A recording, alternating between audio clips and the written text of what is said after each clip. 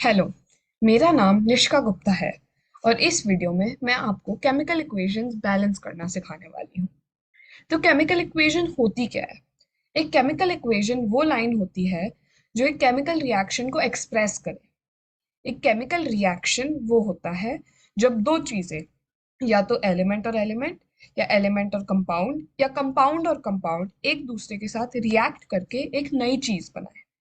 इस चीज को हम केमिकल रिएक्शन बोलते हैं और इसको एक्सप्रेस करने के लिए हम केमिकल इक्वेशन का इस्तेमाल करते हैं। तो हमें केमिकल इक्वेशन को बैलेंस करने की जरूरत क्यों है? एक लॉ होता है जिसका नाम है the law of conservation of mass. Conserve करना मतलब बचाना। तो इस लॉ के हिसाब से मास जो होता है amount of matter in a body, मतलब कि कितनी चीज है उस चीज में, वो या ना तो डिस्ट्रॉय हो सकता है, या तो नष्ट हो सकता है, या वो बन सकता है। तो हम इस चीज का एग्जाम्पल लेके करते हैं। इस रिएक्शन में N2 जो है नाइट्रोजन गैस और H2 जो है हाइड्रोजन गैस का रिएक्शन करवा के NH3 बनाया जा रहा है जो है अमोनिया। तो बैलेंस करते समय सबसे पहले इस साइड पे जो होता है उसे रिएक्टेंट बोलते हैं, और जो राइट साइड पे होता है उसे प्रोडक्ट बोलते हैं।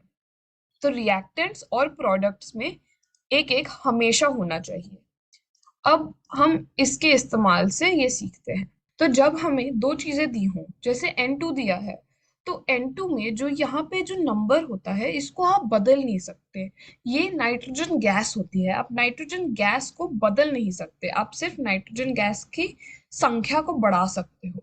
तो जैसे अगर हमारे पास एक एक पेन है, एक पेन है, जैसे हम इस पेन को तोड़ तो नहीं सकते, हम लेकिन दो पेन को ऐड करके रिएक्शन को और ज्यादा कर सकते हैं। इसी तरह से यहाँ पे अगर हम इसे एक कर देंगे, दो कर देंगे, चलो, तो ये दो और ये दो मल्टीप्लाई हो जाएगा। इसका मतलब ये है कि पहले दो नाइट्रोजन के एटम्स थे और अब चार हो जाएंगे, क्योंकि दो और दो चार बना देते हैं। और यहाँ पे अगर हम करें दो, तो यहाँ पे दो एन और तीन एच को दो बार मल्टीप्लाई करो तो मतलब छह एच हो जाता है। यहाँ पे लेफ्ट साइड पे जहाँ पे रिएक्टेंट्स हैं वहां पे N2 है, यहाँ पे दो नाइट्रोजन के मॉलिक्यूल्स हैं, और इस तरफ सिर्फ एक, ये देखिए, एक है। तो हमें इसको ज्यादा करना पड़ेगा बिकॉज हमें नंबर दोनों साइड पे इक्वल लाने हैं।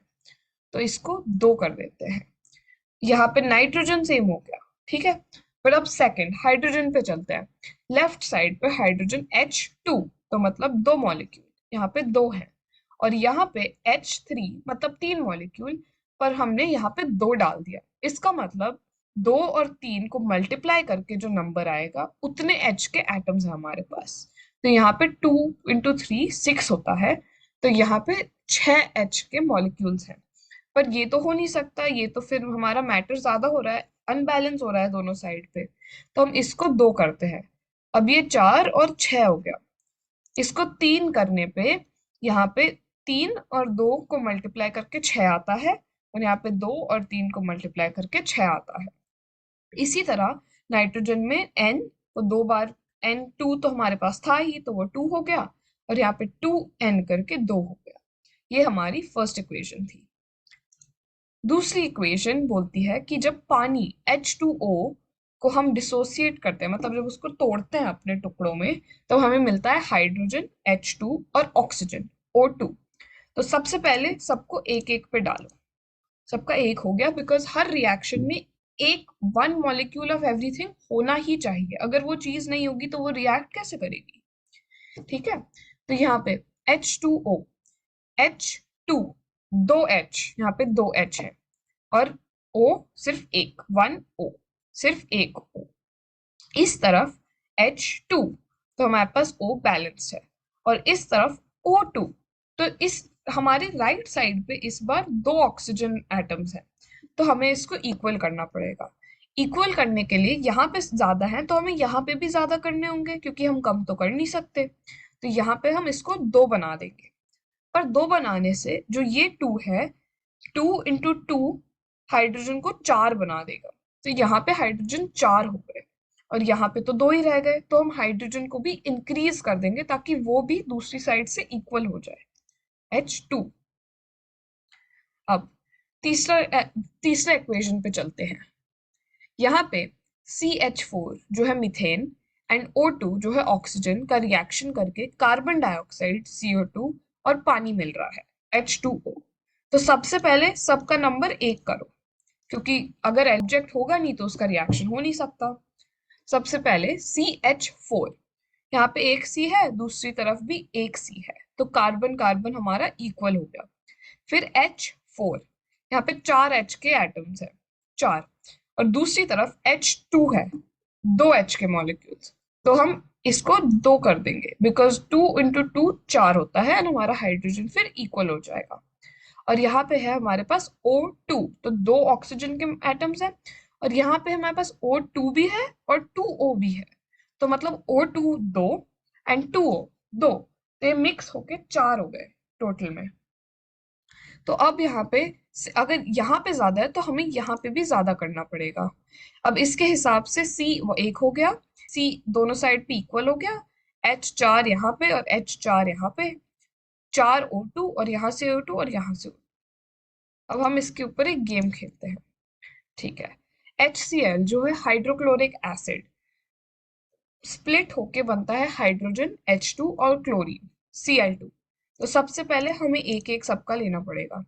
तो यहाँ पे Cl का एटम ये है हरा वाला, तो यहाँ पे Cl सिर्फ एक है, यहाँ पे Cl 2 है, और हाइड्रोजन सिर्फ एक है और हाइड्रोजन यहाँ पे 2 है।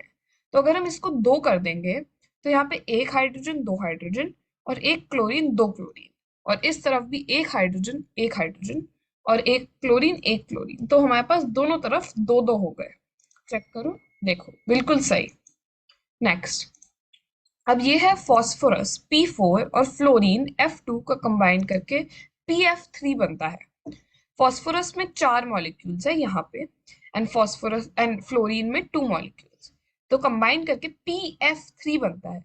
इसका मतलब हमें इसको 4 करना पड़ेगा, क्योंकि यहाँ पे फास्फोरस के तो 4 है, तो हमें फास्फोरस के भी 4 की जरूरत है, और यहाँ पे F2 है, एंड हमने 4 और 3 मल्टीप्लाई किया तो 12 मिलता है, तो हम यहाँ पे 6 डाल देंगे, क्योंकि 6 और 2 भी 12 होते हैं। तो ये गिन लेते हैं, 1 2 3 4, 1 2 3 4, तो फास्फोरस के तो एटम्स इक्वल हो गए। अब फ्लोरीन 1 2 3 4 5 6 7 8 9 10 11 12, और यहाँ 1 2 3 4 5 6 7 8 9 10 11 12, ये भी सही। अगला CO जो होता है कार्बन मोनोऑक्साइड, एंड C जो कार्बन एंड CO2, तो कार्बन मोनोऑक्साइड को जब स्प्लिट करते हो तब हमें कार्बन एंड कार्बन डाइऑक्साइड मिलता है। तो यहाँ पे एक कार्बन मॉलिक्यूल है और यहाँ पे 2, 1 और 2, तो हम इसको 2 कर देंगे, और फिर कार्बन का 1 हो गया और यहाँ 1 हो, तो 2 हो गए कार्बन के ग्रे वाले, और यहाँ पे 1 कार्बन और 2 कार्बन, तो कार्बन तो इक्वल हो गया।